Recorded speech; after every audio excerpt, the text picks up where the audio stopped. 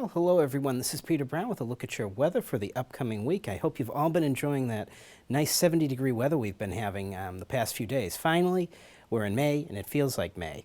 That's for sure. And as you can see, as we start off the period on this upcoming Friday, you're going to see temperatures about average, temperatures in the upper 60s, so it's going to be very nice. We're going to be a little bit far from our record high, but definitely nowhere near a record low, so thank goodness for that.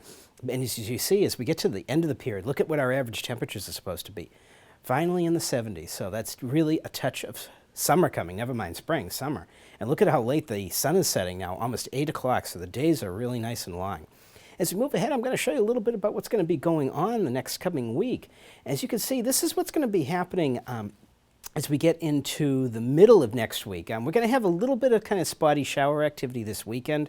No surprise, we've been used to that the past few weekends. But after we get through the weekend, the beginning of next week, it is going to be absolutely beautiful. Look at all of these sunshines up here. This is great. We're going to have a cold front pass by through us on Sunday.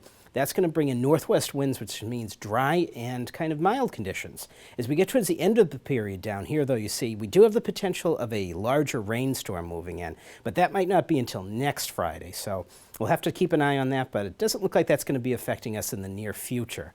As we move ahead, I'm going to show you a little bit about what's going to be coming up with you-know-which season. Guess what? Summer, of course. This is a look at what they're expecting for the summer months, June, July, and August for precip across the country. And it looks like in our area, pretty much normal, and actually across most of the U.S., it looks like precip is going to be fairly average, so nothing too dry, nothing too wet, that's for sure. The next one, of course, I'm sure is what you really want to see, the temperatures. As you can see, according to the National Weather Service, it looks like the entire lower 48 is going to be warmer than average. But look it up here in our area, up in the Burlington area in southern New England.